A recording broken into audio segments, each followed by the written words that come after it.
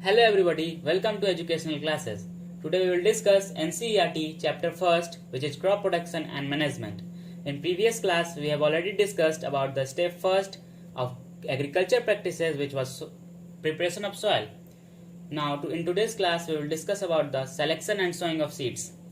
So the question arises that how to select a seed. So we can select a seed while performing this activity.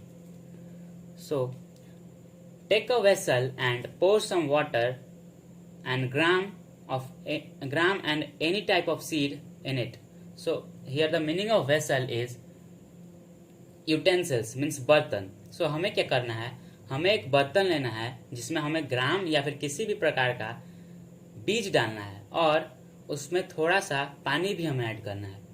So we have to wait for some minutes. हमें कुछ देर के लिए रुकना भी होगा. After some time we will observe some seed floating on water and other things. कुछ देर के बाद हम लोग यह महसूस करेंगे कि कुछ जो बीज हैं वो पानी की ऊपरी सतह पे तैर रहे होते हैं और कुछ नीचे बैठ जाते हैं. So the floating seeds are being damaged by some insects.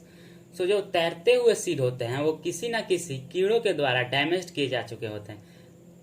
And that seed become lighter due to this they starts floating.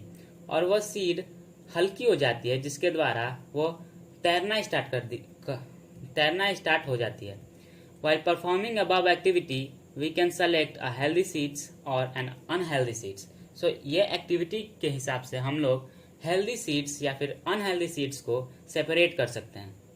So there are some points regarding to this chapter.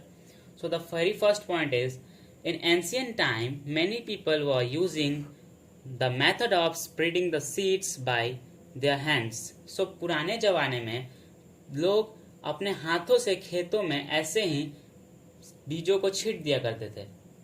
So जब वो बीज को छींटते थे तो कभी कभी क्या होता था कि एक ही जगह पे बहुत सारे बीज जाकर गिर जाते थे. और वो हमने तो इसे एक्टिविटी को परफॉर्म किया है. सो इसके द्वारा हम लोग अच्छे और हेल्दी सीड्स को छींट दिए हैं खेतों में.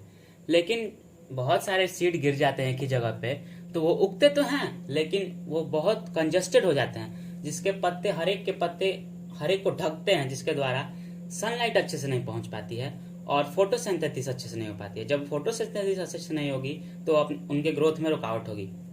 सो इसीलिए we should have to sow the seeds at proper depth and proper distance also. So now coming to the second number point, it is also important to sow the seeds at proper depth and proper distance. So हमें बीज को proper depth and proper distance पे बोना है. So now coming to the point number third, nowadays a seed drill are used for sowing seeds driven by the tractors. अब के दिनों में क्या हो रहा है कि सीड ड्रिल एक मशीन है जो ट्रैक्टर के द्वारा चलाया जाता है, जिससे हम लोग सोइंग में मीन्स बीज के बोने में. Coming to the fourth point, tractors also saves time and labours. जो ट्रैक्टर होता है वो समय को भी बचाता है और लेबर को भी बचाता है. So this sows the seeds at equal distance and depth. यह बीज को इक्वल मतलब अच्छे दूरी पे बोता है और डेप्थ मतलब गहराई भी अच्छी रहती है. तो ये तो कंपेयर करें इसमें और इस पॉइंट में, तो ये तो पहले वाले से तो बहुत अच्छा है. पहले वाले में क्या होता था कि एक ही जगह पे जाके सीड गिर जाता था, जिसके द्वारा ओवर कंजस्टेड होता था. और यह जो है वो अच्छे से दूरी मेंटेन करके और डेप्थ अच्छा भी हो रहा है. तो ये तो अच्छा है as compare to the first one. So tractor also saves time and labour. ये लेबर भी बचाता है और टाइम भी बचाता है. So it is better than first one. So now coming to the point number 5, this protects seeds from being eaten by the birds. अगर हम लोग ज्यादा ऊपर बो देते हैं तो कभी कभी चिड़िया उसे चुग जाती है, और ज्यादा नीचे भी बोते हैं तो उसे ऑक्सीजन सप्लाई नहीं मिलती है, जिसके द्वारा वो डेथ हो जाता है. सो ट्रैक्टर जो है बचाता है किससे, चिड़ियों से खाने से बीज को बचाता है. वो एक प्रॉपर डेप्थ पे बोता है, इसीलिए उसे चिड़िया नहीं खा पाती है. So now here is a photo of seed drill. You can see seed drill is like this. So this activity you can try at your home and comment me at comment box that what you have absorbed. So today we have completed the selection and sowing of seeds.